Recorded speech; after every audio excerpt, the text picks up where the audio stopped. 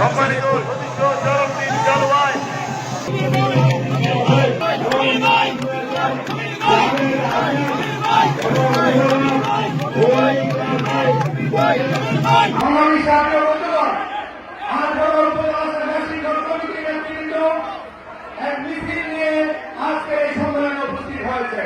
ধন্যবাদ শিক্ষক সমিতিকে।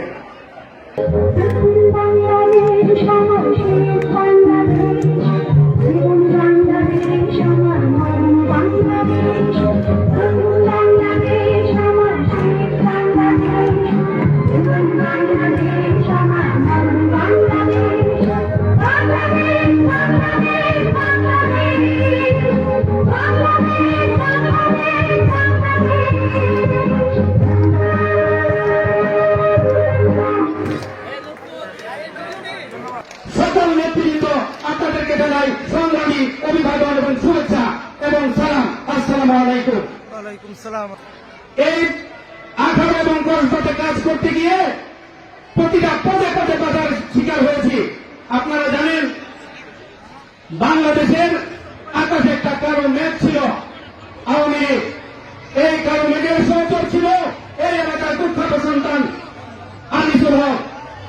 সেই অবৈধ আইনমন্ত্রী আনিসুল হক আমাদেরকে সবসময় কোণঠাসা করে মামলা হামলা এবং নির্যাতন করে আমাদের জীবনকে বিপন্ন করে দিয়েছিল। সে সারা বাংলাদেশের বিএনপির উপর সে চড়া হয়ে বসেছিল।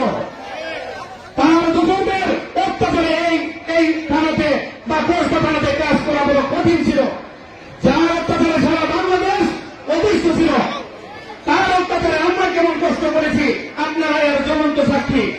আমি এখানে আপনাদের মধ্যে আমি আজকে যে দৃশ্য দেখতে পাইতেছি, আমি অভূতপূর্ব এক মিলন আজকে দেখতে পাইতেছি।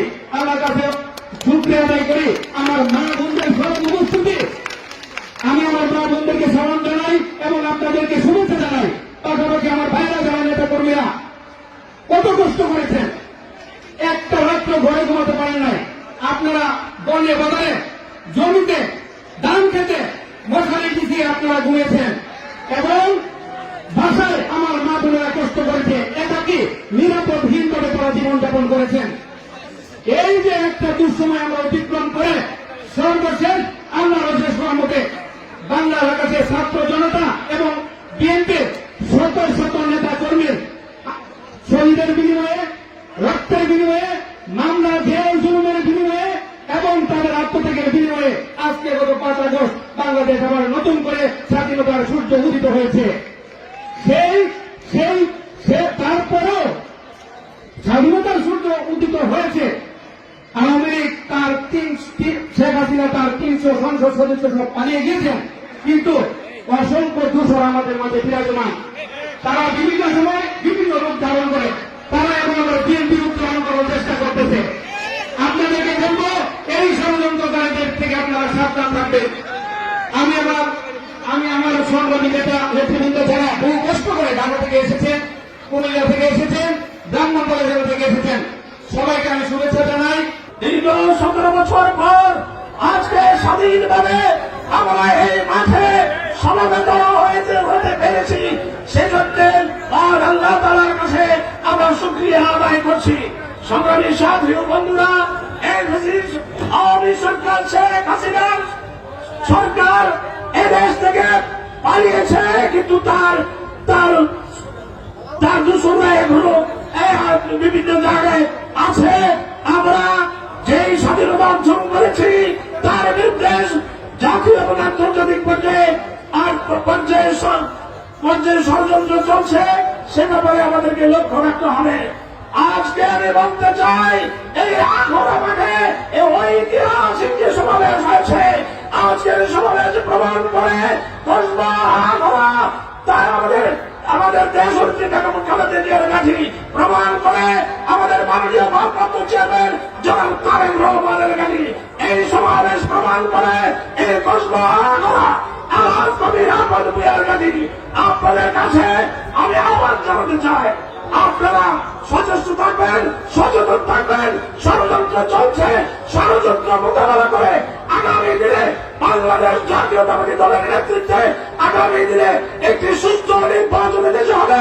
সেই নির্বাচন নির্বাচনের মাধ্যমে আমরা রাষ্ট্রীয় পদে অধিষ্ঠিত হব এবং আমাদের এই ব্রিটিশ সরকারের দূষণদেরকে আইনের আওতায় এনে আমরা বিচার করব।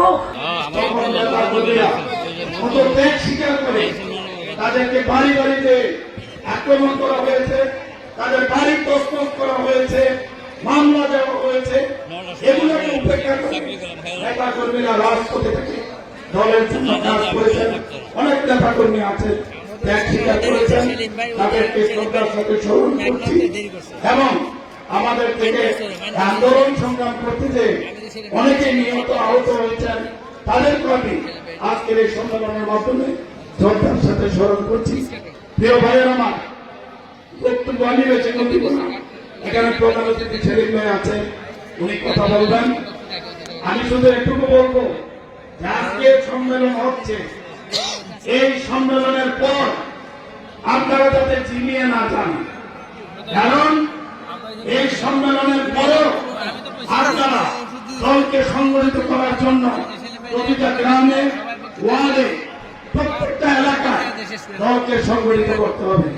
আপনাদের মনে রাখতে হবে অনেক ষড়যন্ত্র হচ্ছে, এই ষড়যন্ত্র মোকাবেলার জন্য আমাদের একমাত্র পথ আমরা ঐক্যবদ্ধ থাকতে হবে এবং ঐক্যবদ্ধ থেকে সমস্ত ষড়যন্ত্রের দাগ ভাঙা জবাব আমাদেরকে দিতে হবে।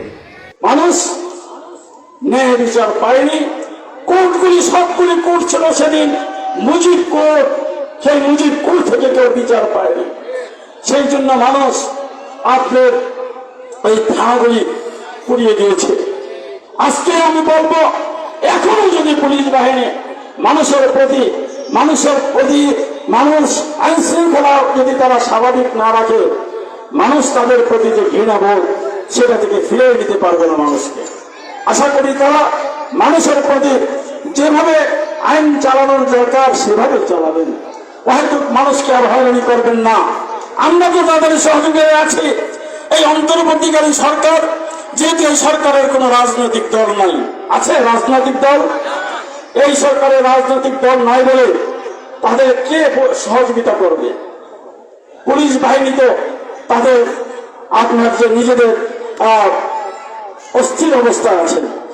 সেই জন্য আমার নেতা বলেছেন, এদেশের বড় রাজনৈতিক দল বিএনপি, বিএনপির দায়িত্ব হলো দেশকে রক্ষা করা, জাতিকে রক্ষা করা, দেশের সুস্থ পরিবেশ রক্ষা করা হলো বিএনপির দায়িত্ব। এই জন্য আমরা সেই দায়িত্ব পালন করছি। এই জন্য আমি সরকারকে বলবো, কতদিন আমরা দায়িত্ব পালন করব? দেশের মানুষ নির্বাচন চায়, এখনই আপনাকে নির্বাচনের ব্যবস্থা করতে হবে। আর বিলম্বিত করা যাবে না। বিলম্বিত করে আবারও সেই হাসিনার মতো ষড়যন্ত্র করার পায়তারা আমরা করতে দিতে পারি না। এখনই নির্বাচন দেন, নির্বাচনের সুস্থ পরিবেশ তৈরি হয়ে গিয়েছে। যত রকমের সংস্কার আছে, জনপ্রতিনিধিরা এসে এই ভোটের মাধ্যমে যারা জনপ্রতিনিধি হবে তারা এসে সব রকমের সংস্কার করবে। সব সংস্কার করার দায়িত্ব আপনাদেরকে দেওয়া হয় নাই। শুধু নির্বাচনের জন্য যতটুকু প্রয়োজন ততটুকুই আপনারা করে নির্বাচনের ব্যবস্থা নেন। 1990 সালে স্বৈরাচার এরশাদের পতনের পরে আপনার বিচারপতি শাহাবুদ্দিন সাহেব 3 মাসের মধ্যে সুষ্ঠু নির্বাচন দিয়ে জনগণের ক্ষমতা জনগণের কাছে ফিরিয়ে দিয়েছিল না? আপনারা কেন পারেন না? আপনাদের মনে যদি সদিচ্ছা থাকে এই জনগণের ক্ষমতা জনগণকে দিয়ে দেওয়ার জন্য, তাহলে আমরা আজকের এই সমাবেশ থেকে বলতে চাই, আগামী ফেব্রুয়ারির মধ্যে জাতীয় নির্বাচন দেন। যদি ফেব্রুয়ারির মধ্যে জাতীয় নির্বাচন দেন, এদেশের মানুষ তাকিয়ে আছে বিএনপির প্রতি। বিএনপি যখন দেশকে শাসন করেছে, মানুষের মধ্যে ভ্রাতৃত্ববোধ ছিল, মানুষের মধ্যে সুসম্পর্ক ছিল, মানুষ একজনকে আরেকজনকে সহযোগিতা করেছিল, দেশের আইন শৃঙ্খলা স্বাভাবিক ছিল। এই জন্য বিএনপি কে চায় এবং সেই নির্বাচনে বিএনপি ইনশাআল্লাহ সরকার গঠন করবে।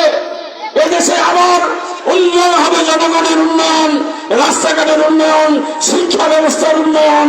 আজকে শিক্ষা ব্যবস্থাকে ধ্বংস করে দেওয়া হয়েছে। এই শিক্ষা ব্যবস্থাকে যদি ধ্বংস করে দেওয়া হবে একটি পার্শ্ববর্তী দেশের সুগভীর ষড়যন্ত্র। কারণ জানে, একটি দেশের শিক্ষা ব্যবস্থাকে ধ্বংস করতে পারলেই সেই দেশটাকে ধ্বংস করে দেওয়া যায়। সেই সুগভীর ষড়যন্ত্রে এই যে ষড়যন্ত্র, সেই ষড়যন্ত্রকে বিএনপি বানচাল করে দিবে। বিএনপি থাকতে এই দেশের নাগরিকদের অধিকার কেউ হরণ করতে পারবে না। আমরা তাদের পিছনে আছি। কত গুলি ছড়েছেন, কত মানুষ হত্যা করেছেন, কত মানুষ গুম করেছেন, আমাদেরকে আমাদের যে আপনার জনগণের কাছ থেকে আমাদেরকে কেউ সরাইতে পারে নাই, ভবিষ্যতে পারবেন না। আজকের এই সুপ্রিয় আখাউড়াবাসী, আপনারা এখানে এসেছেন আপনাদের যোগ্য নেতা নির্বাচন করার জন্য। অবশ্যই আপনারা আপনাদের যোগ্য নেতা নির্বাচন করবেন। আজকে যে রকমের একটা পরিবেশ সৃষ্টি করেছে, এখানে সুন্দর একটি সম্মেলনের ব্যবস্থা করেছেন। আমার হাজার হাজার আমার বোনেরা এখানে উপস্থিত হয়েছে। আমি অনেক জেলায় সম্মেলনে যাচ্ছি, কিন্তু এটা একটা উপজেলার সম্মেলন। জেলায় আমি এতগুলি আমার বোন দেখতে পাই না যতগুলি বোনেরা এখানে উপস্থিত হয়েছেন। সুতরাং এটাই প্রমাণ করে আখাউড়াবাসী অত্যন্ত ঐক্যবদ্ধভাবে আছেন আপনারা। সুতরাং আজকে যে সম্মেলনটা জন্য আপনারা এখানে এসেছেন, সেটা যারা জেলা কমিটি আছে, নির্বাচন কমিশন আছে, তারা সেটা আপনার সময় মতো সেই ঘোষণা তারা দিবে। আপনারা সেদিকে তাদেরকে সহযোগিতা করবেন।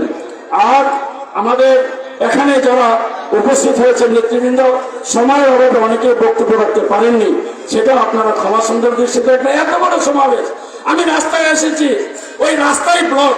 সুতরাং এখানে যে আপনারা প্রায় 15 থেকে 20,000 লোক আজকে উপস্থিত হয়েছেন, সেটা আমরা বুঝতে পেরেছি।